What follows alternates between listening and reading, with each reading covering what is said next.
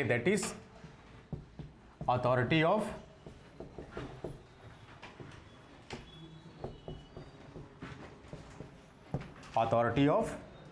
courts. Is it okay? Authority of courts. C. Authority of courts, the concept of authority of courts, rather you can say, it involves two related concepts. Okay. In order to show the authority of courts, you should follow two related concepts. One is called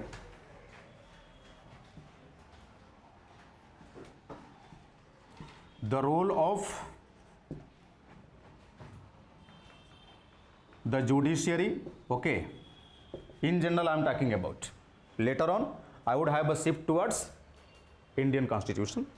The role of the judiciary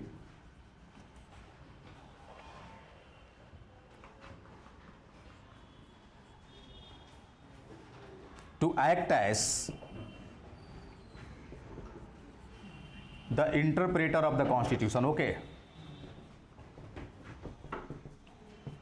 interpreter of the Constitution.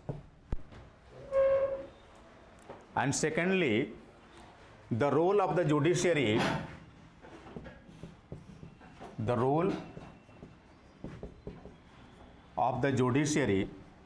okay, to act as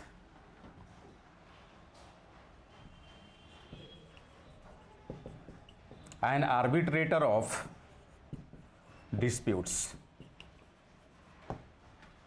What sorts of disputes?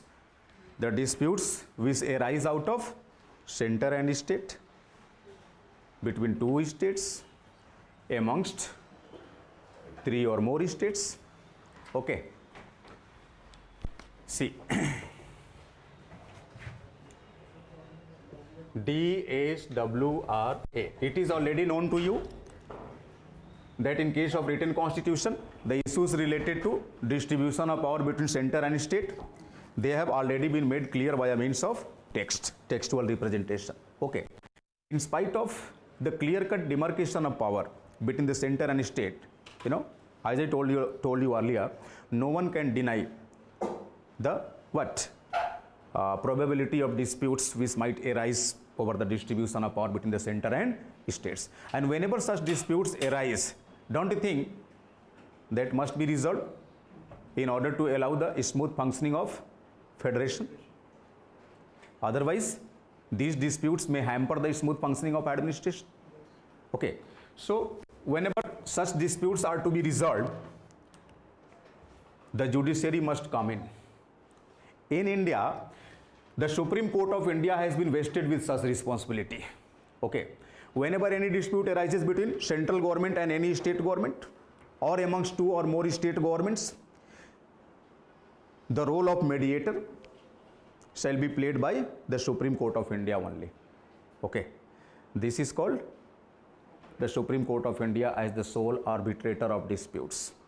Whatever the verdicts awarded by the Supreme Court of India in order to resolve such disputes, remember that verdict would be considered final and binding over the parties in disputes, binding over the parties concerned. Suppose two states are parties in disputes, then if concerning such dispute, any verdict has been awarded, any decision has been made by the Supreme Court, both the parties would have to follow the decision of the Supreme Court. Is it okay? Second thing, see, the role of the judiciary to act as the interpreter of the Constitution. Again, in India, the Supreme Court has been vested with the responsibility to make the assessment of constitutional provisions. See, on many occasions in Indian Constitution, you will find some sort of abstract provisions, means some sort of constitution which conveys abstract meaning. See, a particular provision is there, and in your eyes, it seems to give a particular meaning, namely X. But at the same time, if some other person is having a look upon that provision, and in his opinion, if the interpretation made is Y. Now the question is, whose interpretation shall be followed? The interpretation made by you or the interpretation made by some other individual? Remember, whatever the interpretation made by you or somebody else, that won't be considered.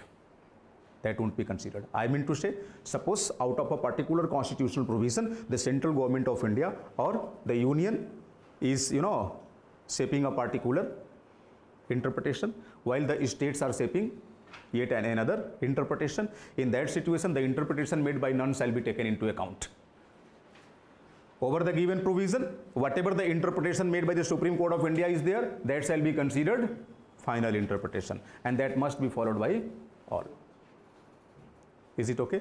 This is what called the Supreme Court of India as the sole interpreter of the Constitution of India, and this is what called the authority of court, and it is needed anywhere if you are keen to refer a federal mode of political system.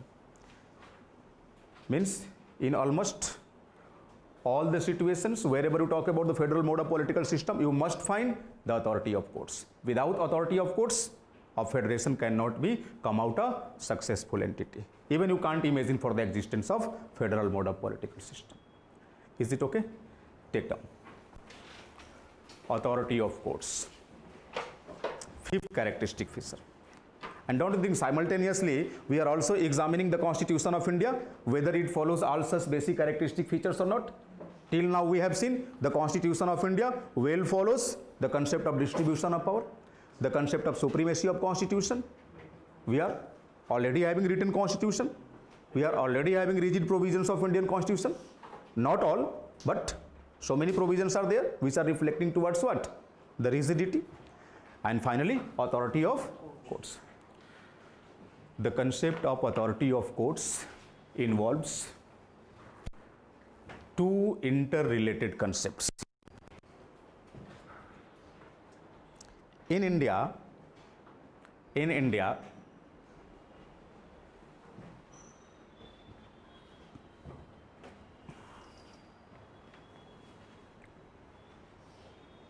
there is a provision of written constitution. In India, after India put a comma and then go ahead. In India, there is a provision of written constitution. In India, there is a provision of written constitution.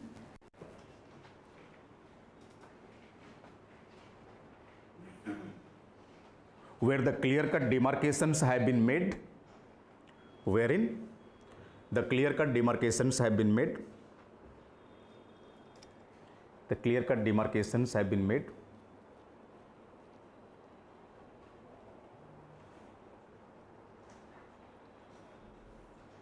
regarding the distribution of power,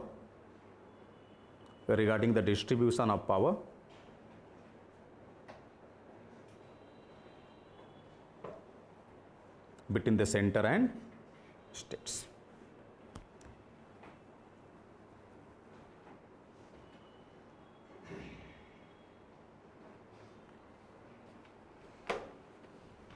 Instead, no one can deny the possibilities of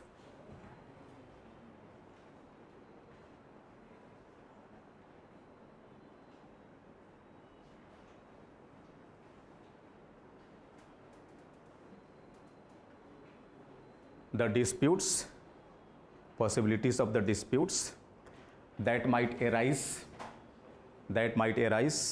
over the distribution of power. That might arise over the distribution of power between the center and states or amongst the different states.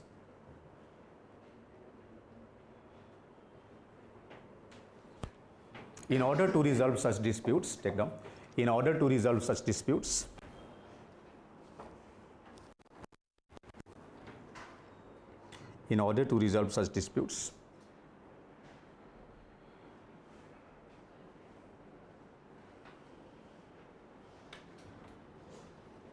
the Supreme Court of India has been vested with the power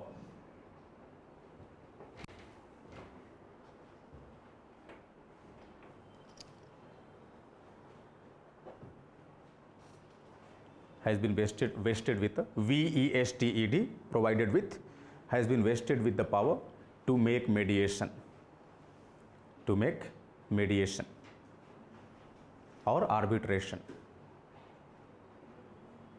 to make mediation or arbitration.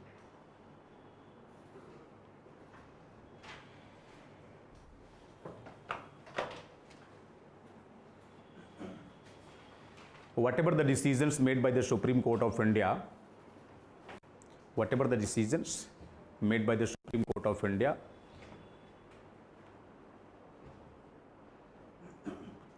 that shall be considered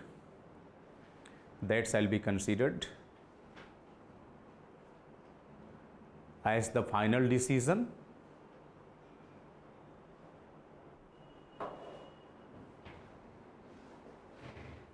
and it shall be binding over the parties in dispute, and it shall be binding over the parties in dispute.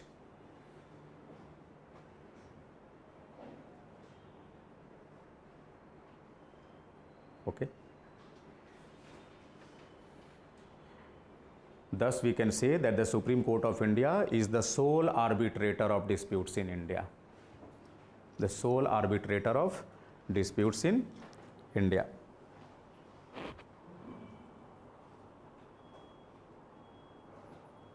The Supreme Court of India is the sole arbitrator of disputes in India. Change the paragraph.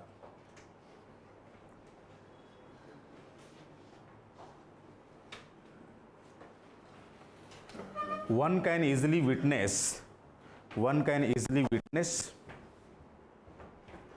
a number of constitutional provisions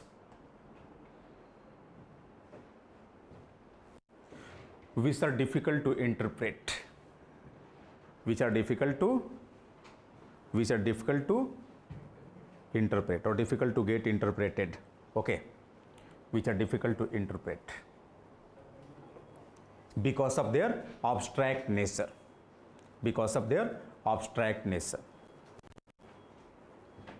They might be giving more than one meaning at a time. They might be giving more than one meaning at a time.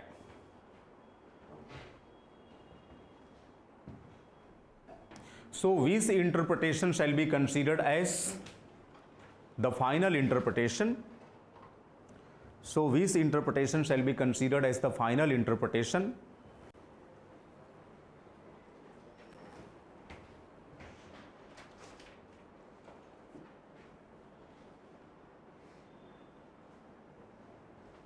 It shall not be decided, or it shall neither be decided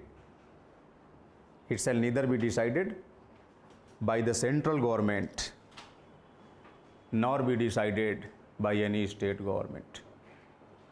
It shall neither be decided by the central government nor be decided by the state governments. Here it's the Supreme Court of India.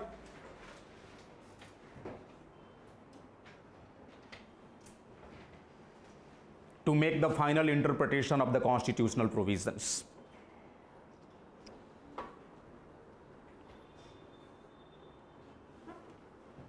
And whatever the interpretations the Supreme Court of India makes,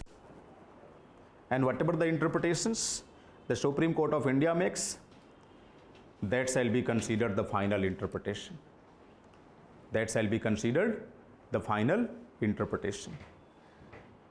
And that must be followed by all.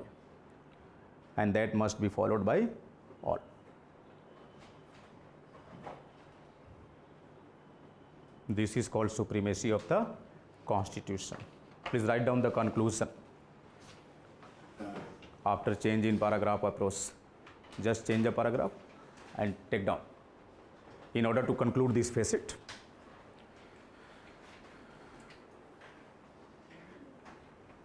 No doubt, put a comma after no doubt. In Devanagari it is called nisandeh. Okay, no doubt. I mean in Hindi, nisandeh, no doubt.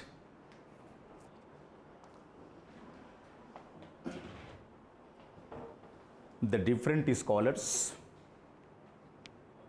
not only from India but also from abroad, have shown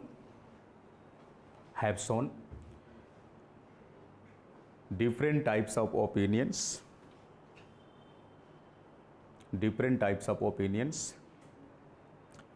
regarding the nature of Indian Constitution.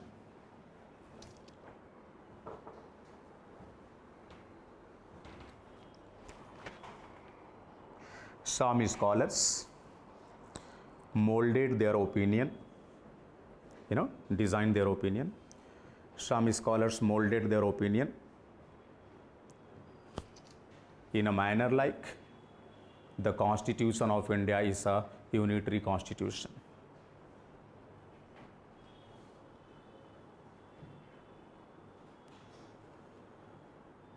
Some other scholars, means some other group of scholars, you can say, some other scholars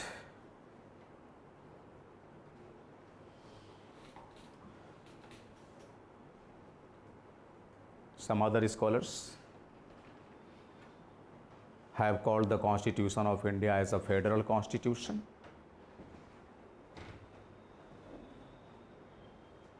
While there is yet another group of scholars,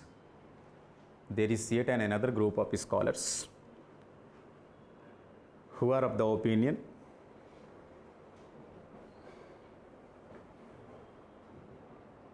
that the Constitution of India is neither federal,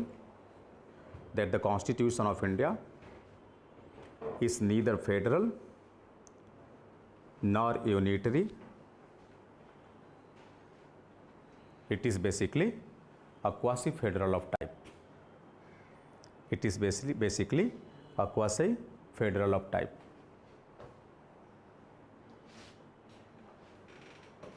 But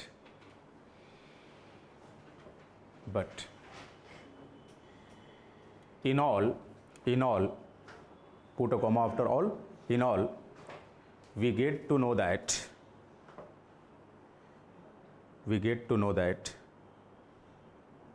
the most sound opinion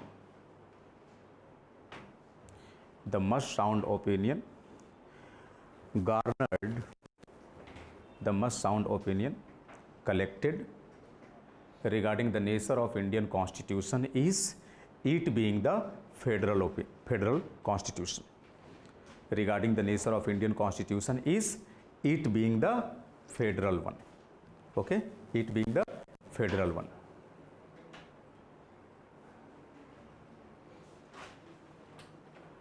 Apart from different scholarly people, or different scholars, apart from the different scholars, the Draft Constitution Making Committee of India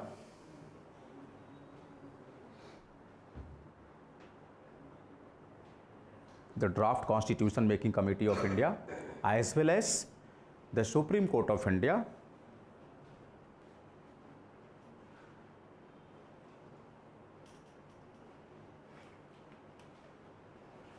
they also called the Constitution of India as a federal constitution.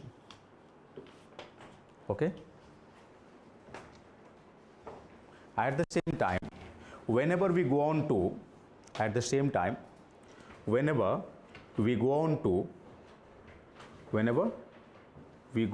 go on means proceed. Whenever we go on to examine the nature of polity in India as a federal one by having a reference to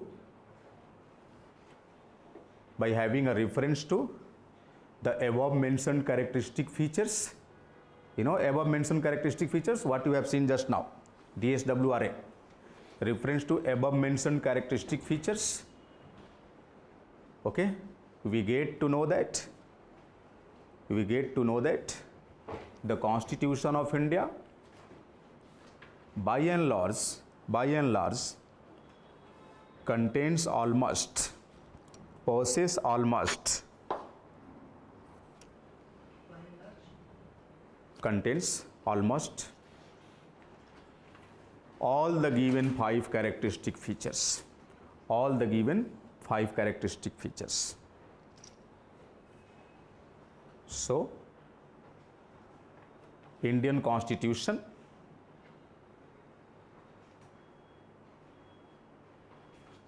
might find a global acceptance,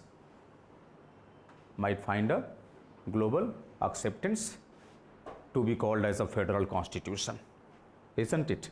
To be called as a federal constitution.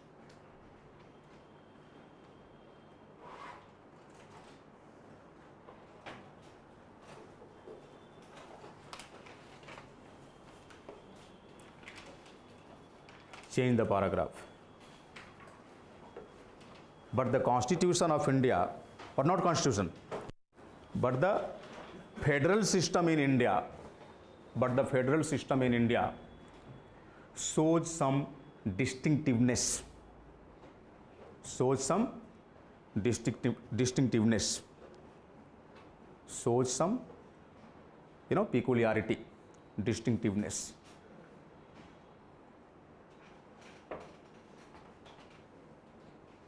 For example,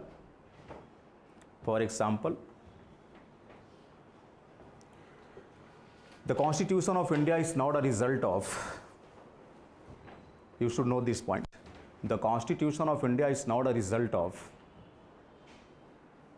any legal agreement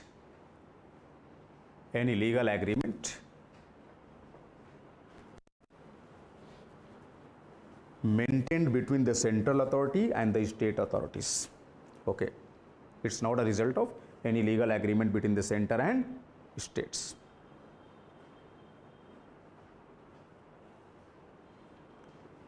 We have observed the federal mode of polity.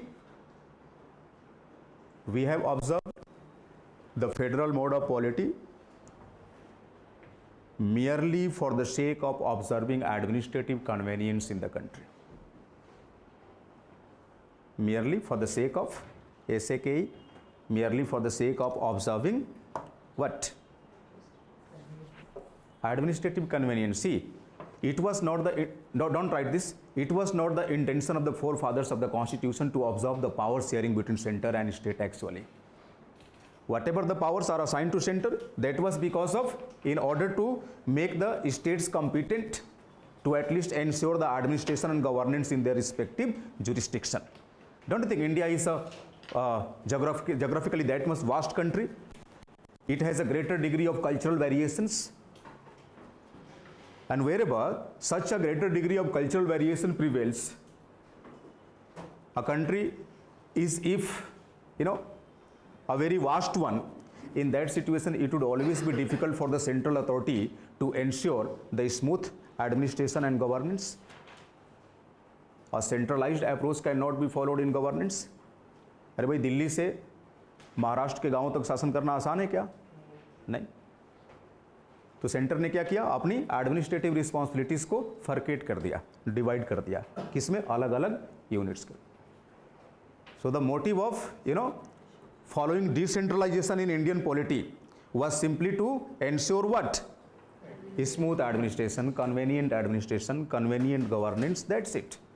The motive was not to provide autonomy to states. This is the reason later on you will find that here states are completely dependent over the center. Without center, state cannot ensure even their existence. Indian federal system or Indian Union is basically, an indestructible union of destructible units. Here units of Indian federal system, they can be destroyed at any point of time.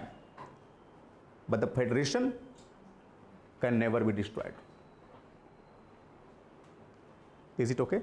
So whatever the power sharing was made between center and state, it was not the intention of the forefathers of the Constitution to ensure autonomy or power to states.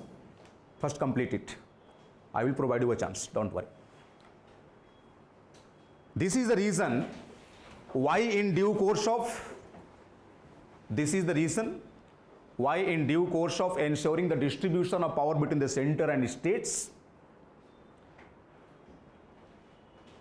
this is the reason why in due course of ensuring the distribution of power between the center and states, the Constitution of India has provided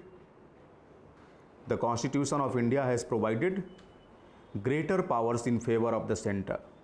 Okay, greater powers in favor of the center, and minimal powers, you know, minimal and minimum both are the same thing, and minimal powers are given to states.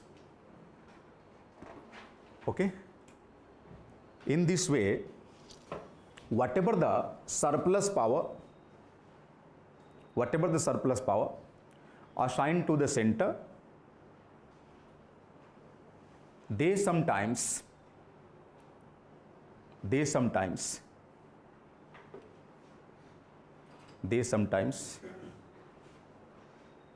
reflects the sense of unitary provisions of Indian Constitution.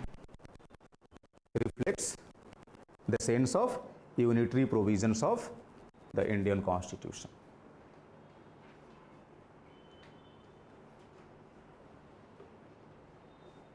For example, put a dash, enumerate point number 1 and stop writing.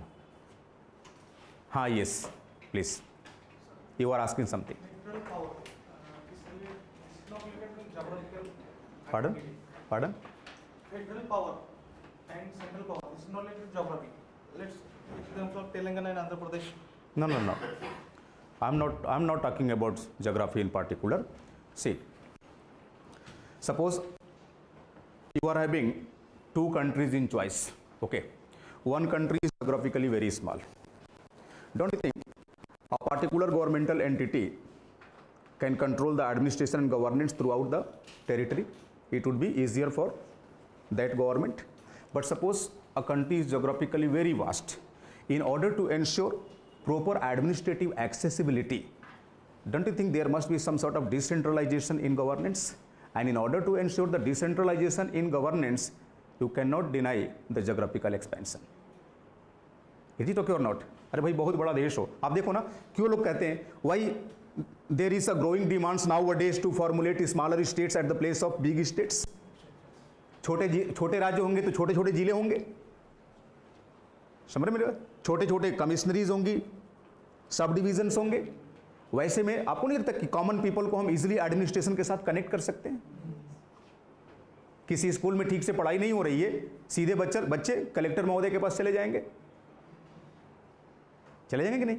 अब पता चला कि आपका district headquarter suppose आपके गांव से 50 kilometre दूर है, आप जाएंगे वहां?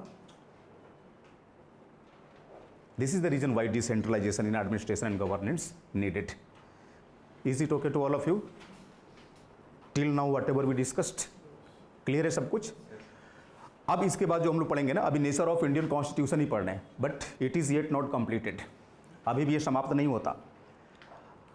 अब यहीं पर हम पढ़ेंगे कि हमारी जो फेडरल स्ट्रक्चर है इसकी क्या पेकुलियरिटी है, क्योंकि it is based on the very phenomena of something like distribution of power, supremacy of constitution, rigidity of constitution. But see, distribution of power does not mean equal distribution. Always remember, yes, it might be meant equal distribution, but at the same time unequal distribution might also be observed. और जहां भी unequal distribution होगा, जैसे मान लो suppose यहाँ constitution है, okay, देखो जी यहाँ सेंटर है, यहाँ states. Suppose constitution starts making distribution of power between entities, namely center and state, and greater powers are assigned to what? In favor of center, less powers are assigned to states. Now observe the gaps in power. Till here you will find what? Federal behavior. But whatever the surplus power assigned to center, don't you think it will simply reflect what? Unitary features. अब इसका मतलब ये तो नहीं हुआ ना कि हमने डिस्ट्रीब्यूशन ऑफ पावर ऑब्जर्व नहीं किया है. अब इसी को कुछ लोग मिसलीड कैसे करते हैं, नहीं जी इसमें तो फेडरल बिहेवियर भी है, यूनिटरी है, so it shall be refer to as quasi federal. But you are not required to refer it, you are not suggested to refer it as a quasi federal. We will prove it for sure that Indian constitution is exclusively a federal constitution. Yes. Now I have to discuss about the distinctiveness you find under Indian federal system. Okay. Remember, whatever the unitary features you see under Indian constitution, they basically show the distinctiveness in Indian federal system. Okay. Means unitary provisions of the Constitution of India, they are the indicative of distinctiveness in Indian federal mode of political system. Now, what are those unitary provisions? Or what are those distinctive points of Indian federal system? See one by one.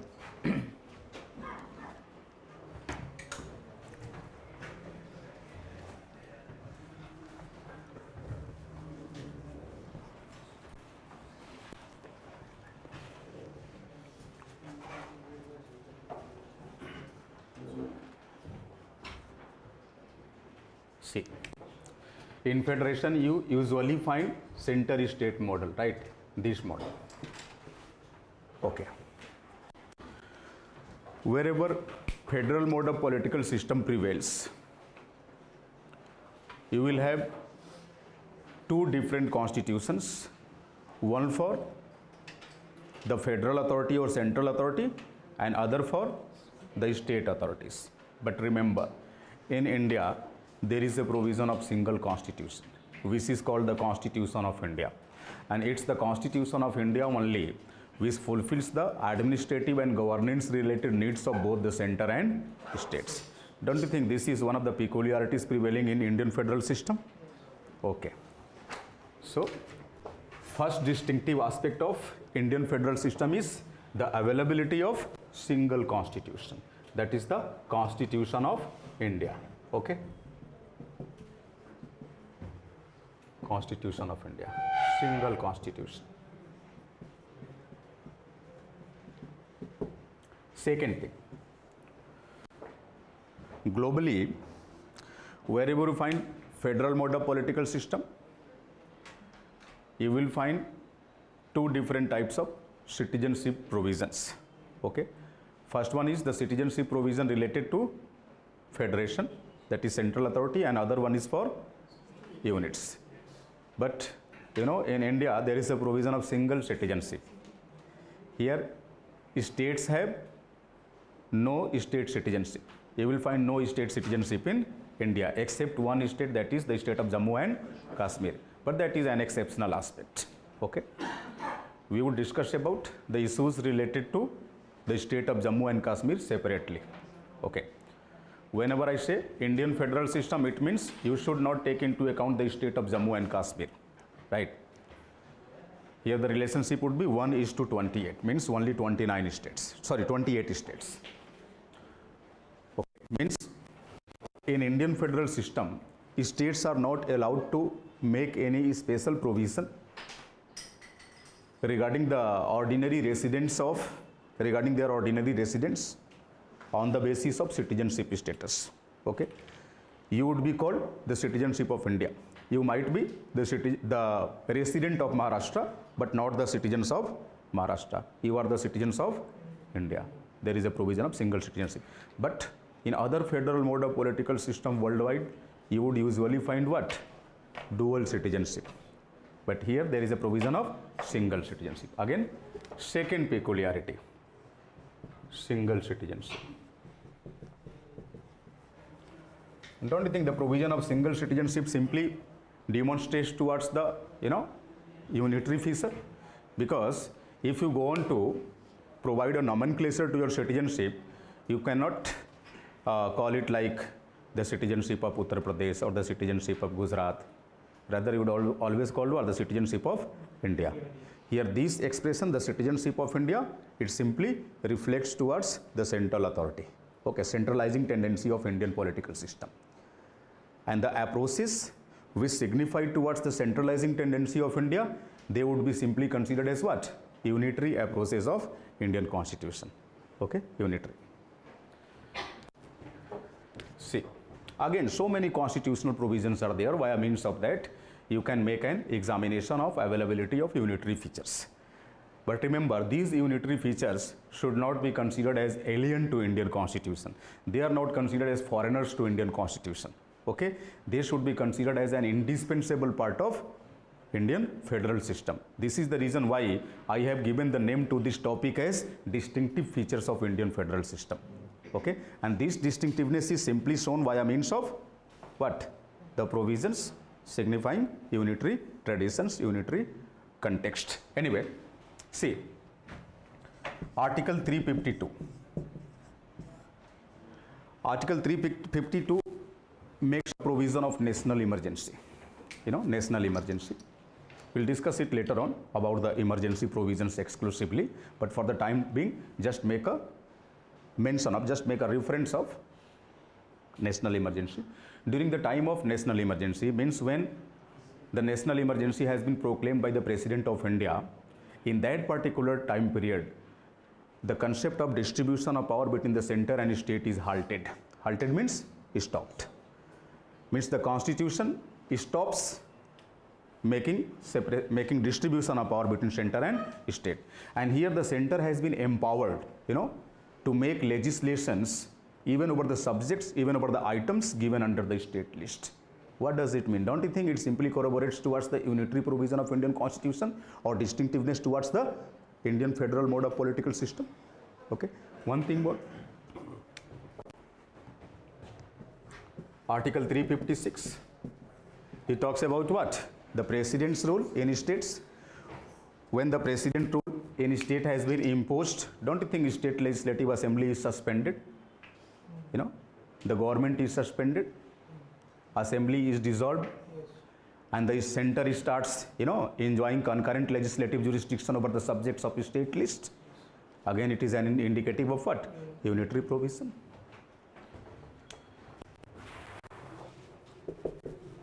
The provisions given under Article 360, it states about financial emergency. Okay, suppose the financial emergency has been proclaimed in India by the President of India. If something is done on the name of the President of India, it simply corroborates towards that the thing has been done by the central authority, by the Parliament of India, by the Government of India, you can say. Okay, suppose financial emergency has been proclaimed. In that situation, whatever the relationship you have been observing as far as the distribution of economic powers between the center and state is concerned, that distribution would be restricted. Means no economic resources would be distributed between the center and states. And remember, in order to meet out the situations related to financial emergency, in order to cope the situations related to financial emergency well, the center can acquire even some more or all the economic resources of one or more state or states. In that situation, state cannot restrict the center to do so. Suppose the state of Jharkhand is there. It is known to all of you. The state of Jharkhand is basically a mineral rich state in India. And suppose a situation like financial emergency has been proclaimed. Okay, in that situation, the central government has been empowered to exploit even all the resources, all the economic resources of Jharkhand in order to meet out the situations related to financial emergency in the country. The state of Jharkhand cannot raise any objection to center. What does it mean? Don't you think it is again unitary provision of Indian Constitution, unitary character of Indian Constitution? The provisions related to Article 252. Okay, Article 252 states that if two or more states, if they find themselves unable to resolve any dispute concerning them, to resolve any disputes corresponding to them, they can pass a resolution in their respective legislative assemblies. Okay, and via means of that resolution is basically a self-contained motion. Okay, a type of legislative business. By having a passage to a particular resolution, suppose the concerned states have empowered the central government or Parliament of India or the central authority to make a legislation which shall be accepted to all the concerned states. Concerned states means the states which are in dispute. Okay, suppose two states are there, S1 and S2. They are having some sort of disputes. Okay, state 1 wishes to make a legislation which shall be followed by both, but state 2 is denying to follow the legislation made by state 1, and hence vice versa. Means suppose if state 2 is asking the same thing, again it is being opposed by state 1. Then in that situation, in order to find out a common remedy, a common something like upchar, both the states, suppose if decided by passing a resolution that now we should empower the central authority to make a legislation, and whatever the legislation made by the central authority is there, that legislation shall be accepted to both. Is it okay? In that situation, the central government can make a legislation. And remember, once the legislation has been implemented, if the legislation has been implemented, they would have to follow that legislation. Meanwhile, suppose if one or more states, they decided that the legislation should be withdrawn now. Now this legislation shall be stopped. We can easily resolve such dispute. Now there is no need of any central legislation. It does not mean that now a time, whatever the opinions raised by these two states in order to provide a halt to central legislation, it won't be binding on center. Once the legislation has been implemented, it shall be binding over both the states till the time center wishes to continue with that legislation. Means that legislation would be continued until the center has revoked that legislation. The states cannot pressurize the center to revoke the legislation, to withdraw the legislation. Don't you think it is something like unitary orientation shown by the center? Yes. Article 253. See, at this time we are basically doing the overhauling of entire Indian Constitution. Okay.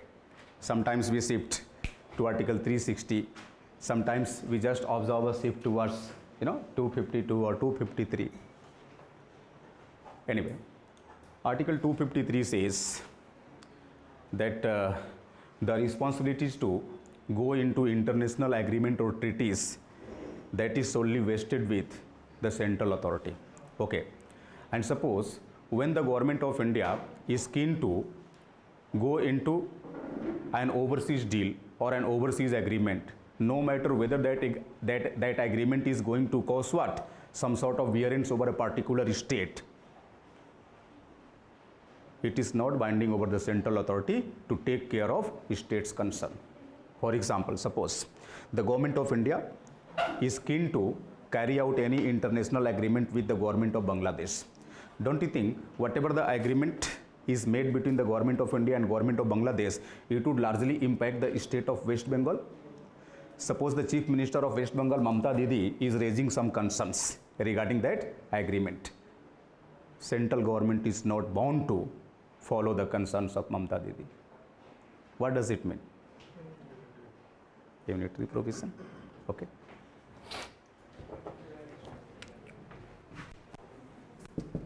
The provisions given under Article 155. The governors of states. Okay. Don't you think the governors of states are to be appointed by the President of India and they hold their office during the pleasure of the President of India only? And who are the governors? They are the constitutional head of states. They are the agent of center. Again, it shows towards what? Unitary provision. What is there under Article 324? There is a provision of what? An All India Election Commission. And see, these All India Election Commission would conduct not only the election for the Parliament of India, but also the election for the state legislatures. No state election commission can conduct an election to state legislatures. And the name given to this election commission is what? The Election Commission of India. Again, don't you think it refers towards the unitary feature of Indian Constitution? Okay. See.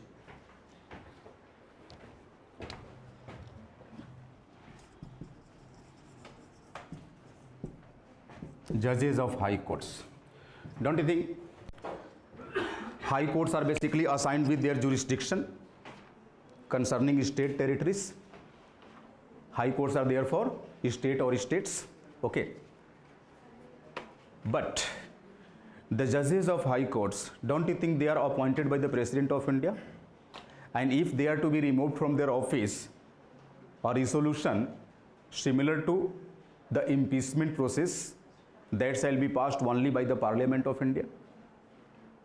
Again, it shows the unitary feature of Indian Constitution.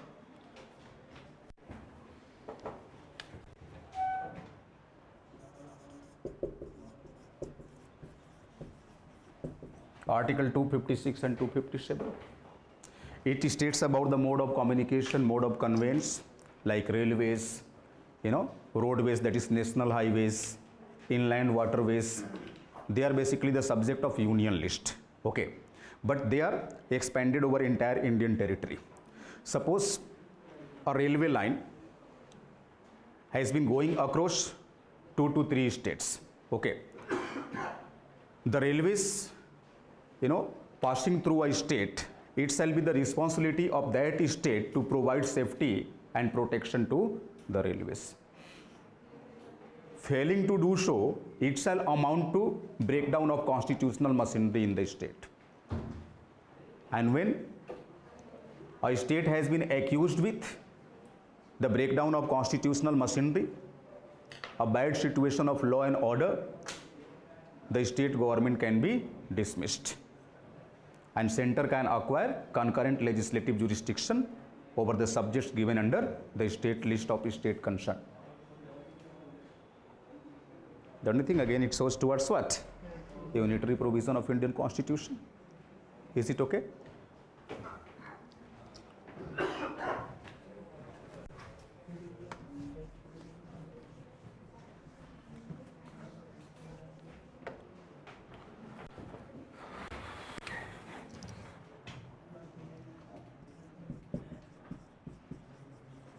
Have a look.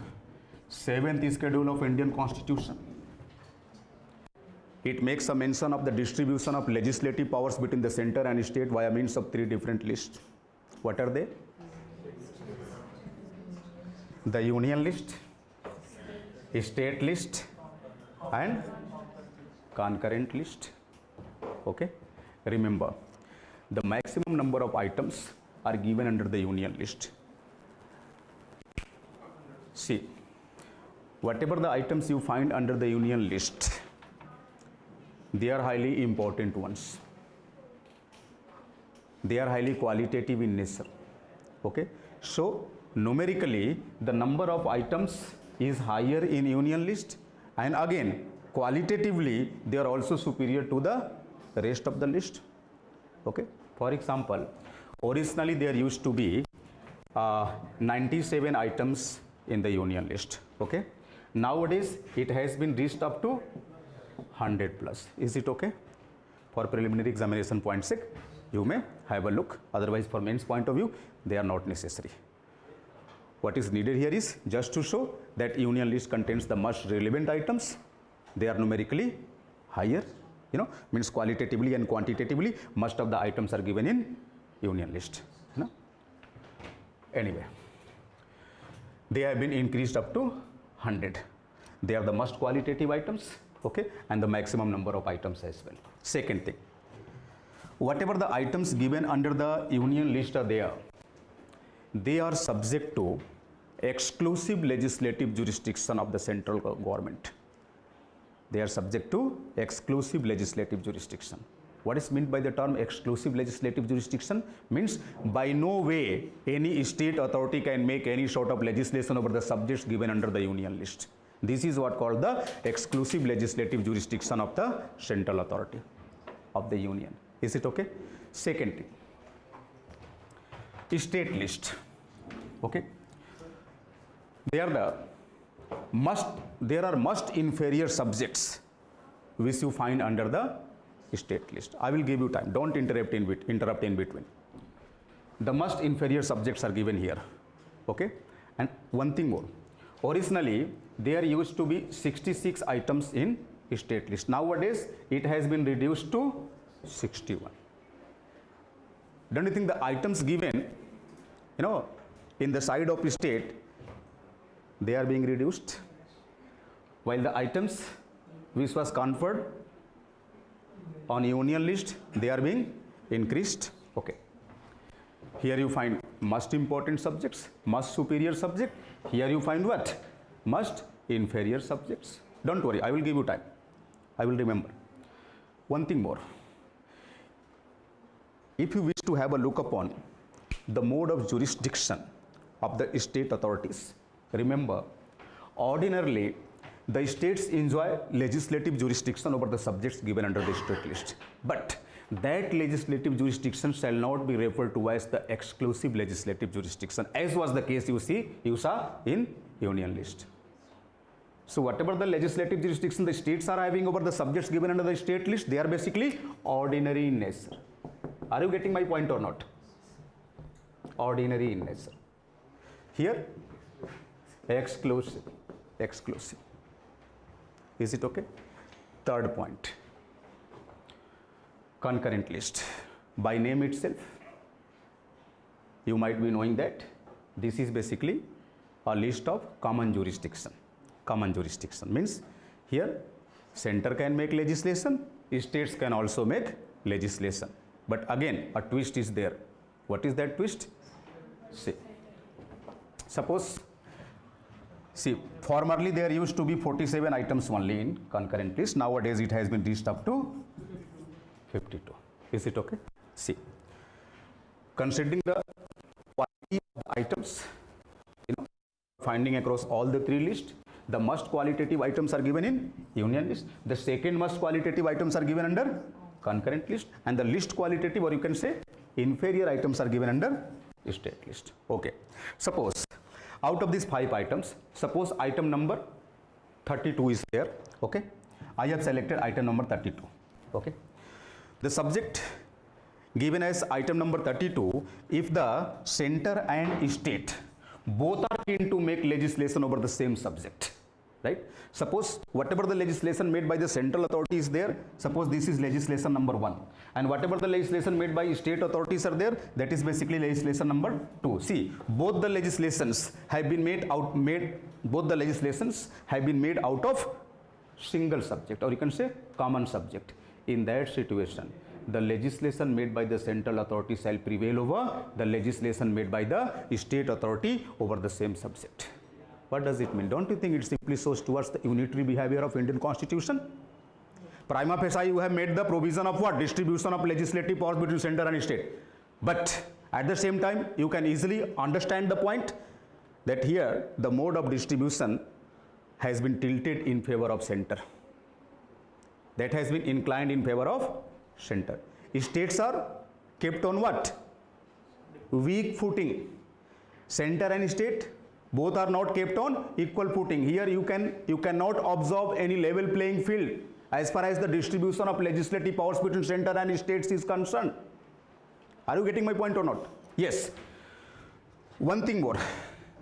Focus upon this terminology. Here over the subjects given under the union list, the center enjoys exclusive legislative jurisdiction, and at the same time over the subjects given under the state list, here the states enjoy ordinary legislative jurisdiction. Here ordinary legislative jurisdiction means to say there might be certain peculiar circumstances, there might be certain miscellaneous context during which the central authority can make legislation even over the subjects given under the state list. Are you getting my point? Means the central authority can cause penetration over the state list. But whatever the subjects are there in the union list, no state authorities can make any sort of penetration. This is what the difference between exclusive legislative jurisdiction and ordinary legislative jurisdiction. Is it okay? See, what are those peculiar circumstances? Suppose it was realized by the central authority or the union government that if a legislation is made over a particular subject given under the state list, that might be proved in larger good of India's national interest. In that situation, the central government can come forward to make legislation even over the subject given under the state list. Here what is required is you should focus upon the mode of legislation. Whenever a legislation is to be made over the subject given under the state list, a particular type of resolution concerning the said legislation that shall be introduced in the upper house of the parliament, that is the Rajya Sabha. Okay, see, there are two houses of Indian parliament. One is called Lok Sabha, other is called Rajya Sabha. See, Lok Sabha is basically the lower house of Indian parliament, while Rajya Sabha is the upper house. See, Lok Sabha, you can call it lower house, you can also call it a popular house of Indian parliament. Why? Because it simply signifies towards the fact of what? Miniature nation in Indian parliament. Why it is called miniature nation in Indian parliament? Because, see, all the people of India, they send their elected representatives via means of different regional parliamentary constituencies to sit in Lok Sabha. Okay, so the members of Lok Sabha, they represent the entire people of India at a time. This is the reason why it is called popular house. Here the representatives, they are directly elected by the people of India. At the same time, Rajya Sabha is meant for showing the federal behavior of Indian constitution, federal behavior of Indian political system. Why? Because Rajya Sabha is the representative institution of states in Union Assembly, in Union Parliament. Okay, so Rajya Sabha shows the representation, Rajya Sabha ensures the representation of all the 29 Indian states, while Lok Sabha ensures the representation of all the people of India, all the people of India. Is it okay? So, since here we are discussing about making a legislation over the subject given under the state list, so don't you think the procedure of, legislation, the procedure of law making, that must be initiated in Rajya Sabha? Because overall, here you are concerned to make a legislation over the subject given under the state list, na? Yes. And see, whatever the legislation is started in Rajya Sabha, that shall be passed with a majority of, a kind of special majority is needed here, and that majority is called a majority of not less than 2/3 of the total number of members present and voting. Here present and voting means total number of members which are taking part in voting. Whatever the total number of members taking part in voting are there, you would have to find out what? Not less than 2/3 means at least 2/3 or plus. If that legislation is passed with such majority, that legislation would enjoy the sanctity, that would enjoy the validity for a coming 1 year time period. Okay, and see, once the legislation is fulfilled in Rajya Sabha, it would simply be affirmed by the Lok Sabha. Okay, if the Lok Sabha has affirmed the legislation passed by the Rajya Sabha, that would come into force. Okay, see, once the legislation brought into force, after duly passed by the Rajya Sabha, it would enjoy the sanctity for a time period of 1 year. See, Rajya Sabha has the power to pass that legislation or similar kind of legislation for an indefinite period of time, for an infinite number of time, you can say. But each time, whenever the Rajya Sabha would have to pass the legislation concerning the same thing, it would have to follow the similar procedure. Means it would have to pass it by a majority of not less than 2/3. But whenever it is being passed by the Rajya Sabha, it will enjoy a validity of 1 year at a time. Means Rajya Sabha can pass it for any number of time, but each time it would be validated for not more than 1 year at a time. Are you getting my point? Okay. In this way, Rajya Sabha can make legislation even over the subject given under the state list. One thing more. See, suppose next year or coming years, it is obvious that many of you would become the bureaucrats. Many of you would be the part of what? Indian bureaucracy by passing out IAS or IPS, by getting IAS or IPS. IAS, IPS, Indian Forest Service. Don't you think all these services are called All India Services? But once you got or once you become the part of such All India Services, you are sent to serve in states according to different state cadres, right? But you would be elected, employed by the central authority. Provide your services in states. Such type of All India Services means one or more such kind of all India services can be made by, can be devised by the union. Okay. It is Article 312 of Indian Constitution which authorizes the Parliament of India that by following the special kind of majority given under Article 249, the Rajya Sabha can devise, the Rajya Sabha can make one or more all India services similar to IAS, IPS, Indian Forest Services. And the personnels of these all India services, they would provide their services in states, but they would be controlled and regulated by the union. Don't you think it is an indicative of unitary provision of Indian Constitution? Yes. So these things simply show the distinctiveness of Indian federal system. Later on, very soon, you would get to know that they must not be taken as aliens. They must not be, considered as actually the unitary provisions of Indian Constitution. Rather, these unitary provisions should be studied along with the federal provisions. Suppose if you were to eliminate these unitary provisions from Indian federal structure, your constitution comes out meaningless. Okay, so unitary provisions and federal provisions both should be considered as two interrelated facets of a single dimension. They should not be separated. If both are taken together, they must constitute the beauty of Indian Constitution. Once they are disintegrated, the Constitution of India would lose its beauty. Okay? This is what the mandate raised by the Supreme Court of India. The Supreme Court of India, via means of Keswanand Bharti versus State of Kerala case, have a look.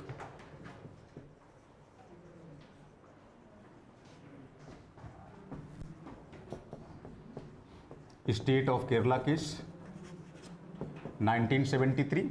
And again, I am quoting SR Bombay versus Union of India case, 1994. The court has opined that the Constitution of India should be considered or should be equated as a human body. Okay.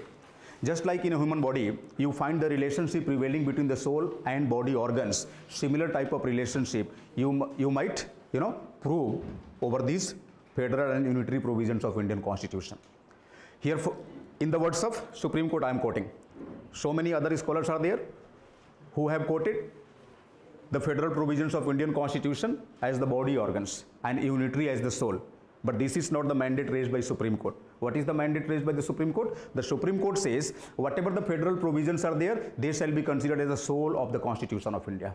And whatever the unitary provisions are there, they shall be considered as the different body organs of a body like Indian Constitution. Don't you think if your body organs are chopped off from your body, what would be your look? Yeah. See, suppose somebody says, no, your body is okay, but your soul has left your body. It means, again, there is no existence of your body. You would be declared what? Dead. So, in order to make a body like Constitution live, it is obligatory to what? Ensure a cordial relationship between the federal provisions and unitary provisions of Indian Constitution. Unitary provisions are not alien to federal provisions. Rather, unitary provisions are basically the support basis of federal provisions. So, you should declare the Constitution of India as a federal constitution, right? But whatever the unitary provisions you find, that might be corroborated as what? That might be corroborated as the distinctiveness of Indian federalism. This is the reason why the Supreme Court of India has termed the federal feature of Indian polity or Indian federalism as amphibious in character. The court says Indian federal system is basically amphibian one. Amphibian. It shows amphibious behavior. How? Sometimes it acts like a federal constitution. Sometimes it acts like a unitary constitution depending upon the demand of the situation, right? This is the reason why again the court has called the Constitution of India as a federation sui generis. Federation sui generis. That is a federation of its own kind. A federation of its own kind. That's it. This is all about the distinctiveness of Indian federal mode of political system. Is it okay? Now suppose if I raise an objective question, okay, providing you some multiple choices in order to know your response. Wait. What's about the nature of Indian Constitution? I am giving you three options. One, federal. Other, unitary. Third one, quasi-federal. Fourth one, more than one or none of these.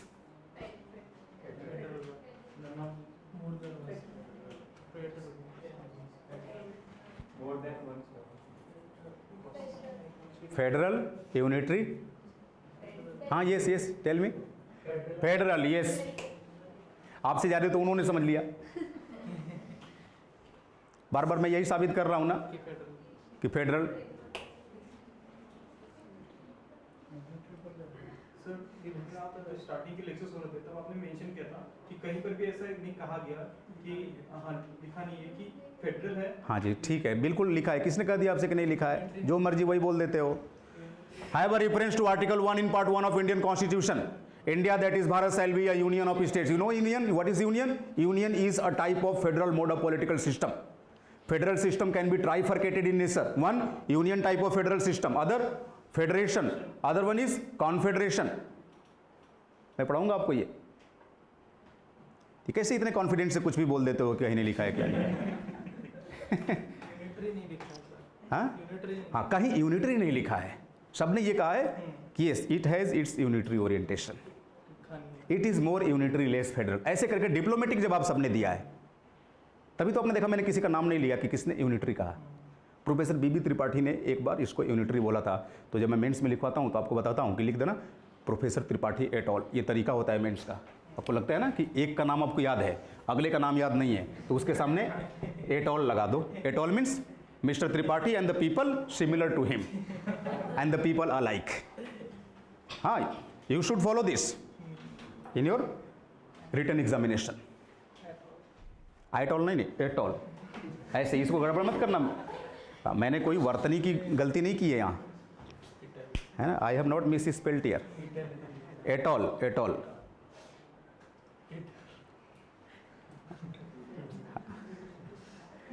I was having psychology as my second optional during the days of my preparation, okay? और psychology में ऐसे circumstances खूब बनते थे. तो हमें वाजिर में मुकुल पाठक sir ने यही ट्रेंड बताया था कि जहाँ लगे कि एक के बाद किसी का नाम याद नहीं है तो एट ऑल लिख देना. और जिसके बारे में 2-3 नाम है उसमें तो कोई दिक्कत नहीं, आप उनको मेंशन करिए.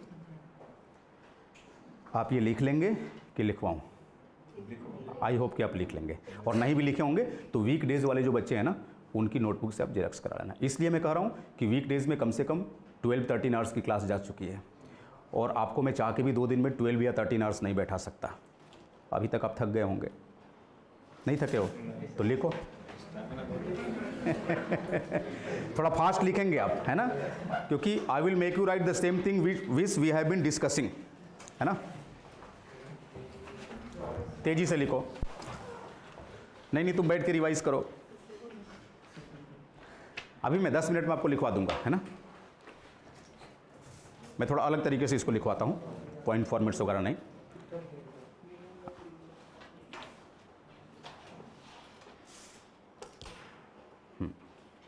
कहाँ तक आपने लिखा था? पॉइंट लिखना था ना? हाँ. India has a provision of take down. India has a provision of single constitution. आपको यही पॉइंट्स तो ध्यान रखने हैं, एग्जाम में बस इसको इलाबोरेट कर देना है ना? India has a provision of single constitution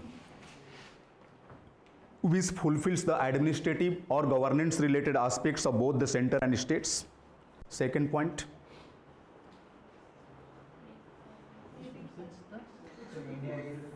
there is a provision of single citizenship in India.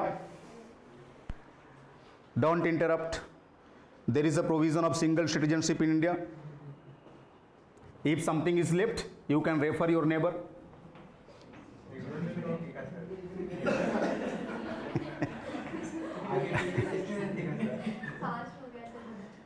Third one, during the situations of emergency,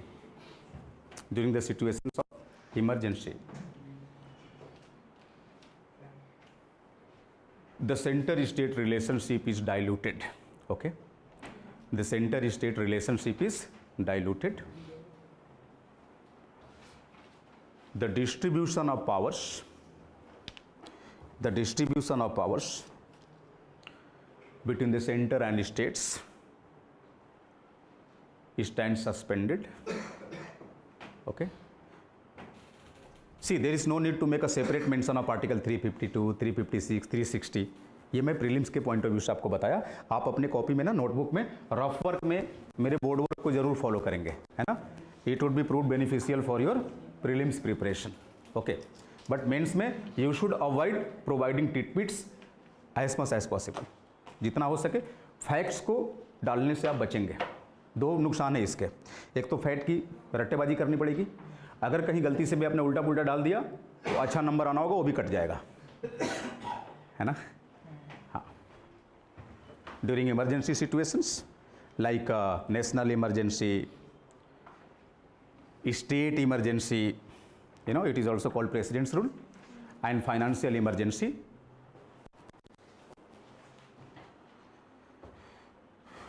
the distribution of power between center and states stands suspended. Next point. According to Article 252,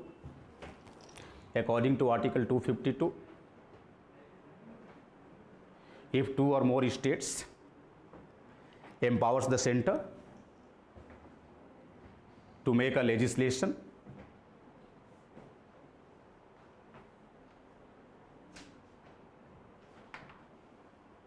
in order to avoid a conflicting situation prevailing between the concerned states,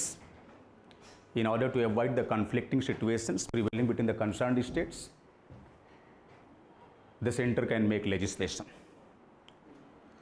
and that legislation would be continued till it is revoked by the center, even without the consent of state. Even without the consent of state.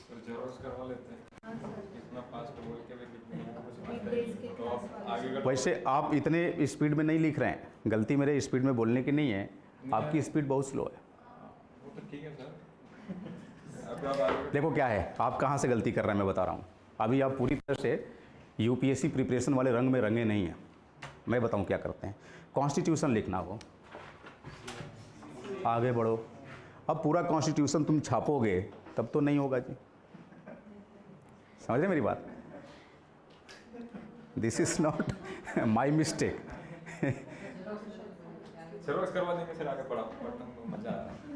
पढ़ने में मजा आ रहा है, लिखने में नहीं आ रहा है. हाँ, आपको स्पीड बढ़ानी होगी. हाँ, तो आप लिख लेना, जेरॉक्स करा लेना. हाँ, चलो आगे बढ़ें. हाँ देखो जी, स्पीड में कम नहीं करूँगा, पहले बता रहा हूँ, क्योंकि वही आपको लिखवा रहा हूँ जो मैं आपको समझा रहा हूँ. आपको अलाउ करता हूँ, आप मेरे लेक्चर को रिकॉर्ड कर सकते हैं. ठीक है, इतनी छूट है आपको. हाँ, बट नोट मेकिंग तो आपको करनी है, चाहे जैसे आप कहीं से जेरॉक्स करा के कर लें या जो भी कर लें. मुझे रेगुलर बेसिस और वीकेंड बेसिस दोनों को पार्लर ले जाना है, और वो मैं ले जाऊंगा. पार्लर तो आप समझ सकते हैं, दोनों समानांतर चलेंगे. हाँ, पिछले 3 दिन में हमने कितना करा था देखो तो. तुम लोग ये रेगुलर बैच वाले हैं, कहाँ तक किए थे हम लोग? नहीं, आप फर्स्ट 3 लेक्चर्स में कितना किए थे? तुम लोगों की कितनी क्लासेस छुट्टी थी? तो फिर क्यों बैठ गए वीकेंड में? अच्छा, रिवीजन करने.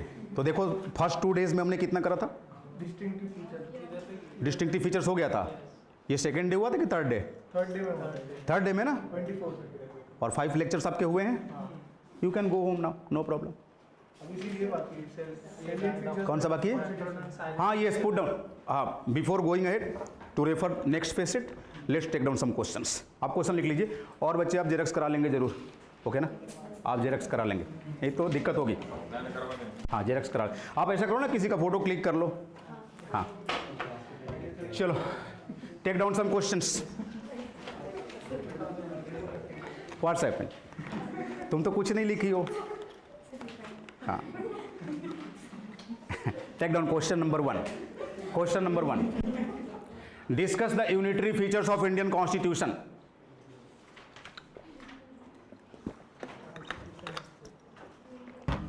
Discuss the unitary features of Indian Constitution. Next question. Indian Federation is a federation sui generis. Comment. Indian Federation is a federation sui generis. Comment. Next question. Why the Supreme Court of India has opined?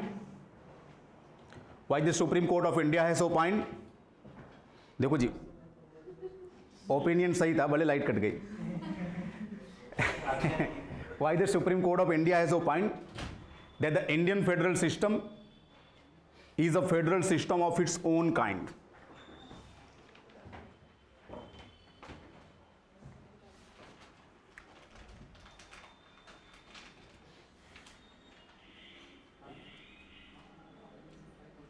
Next question. Indian Constitution shows amphibious behavior. Indian Constitution shows amphibious behavior. Up to what extent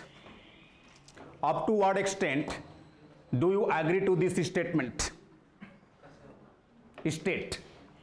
Up to what extent do you agree to this statement? Next question. What is meant by the concept of authority of courts in India? Explain. What is meant by the concept of authority of courts in India? Explain. Next question. Why a federal constitution needs? Why a federal constitution needs?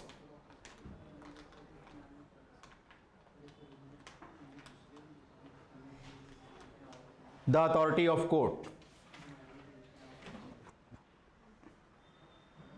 See, they all are like-minded questions, okay? Once you prepare a common content, you can easily respond to all such questions, right? Next question. The supremacy of constitution is basically a corollary of the rigidity of constitution. The supremacy of constitution is basically a corollary of the rigidity of constitution. Comment.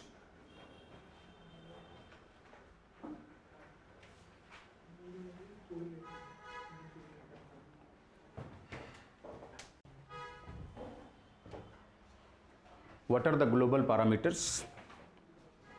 What are the global parameters? What are the global parameters? To measure a federal mode of political system prevailing in a country.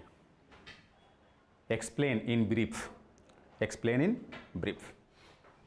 Means here what is needed is to make a brief explanation to all the features like D, S, W, R and A.